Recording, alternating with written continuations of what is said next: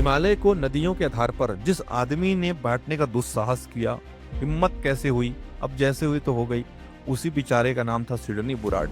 अभी जो बनाया था शुरू में, ठीक है ना, सिंध हिमालय था, दूसरा कौन सा हिमालय था, नेपाल हिमालय, कुमाऊं हिमालय था, नेपाल हिमालय था, असम हिमालय, ठीक है ना।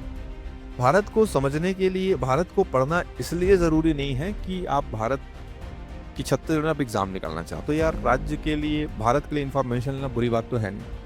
At least you should have information about your country. जानकारी आपने बहुत सारी गदर कर रखी है सोशल मीडिया में, लेकिन आपको मैं कहूंगा कि इन सारे जानकारी को रखो, एग्जाम में काम आएंगे, ठीक है, वो तो पहला सेकेंडरी मैटर है।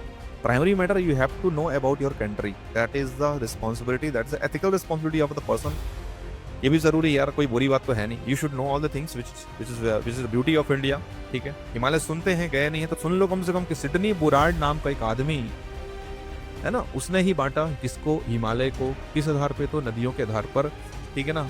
कभी ऐसा पूछे कि हिमालय का देशांतरीय विभाजन कौन किया, कौन किया, लीच किया, कौन किया, सिडनी बुराड।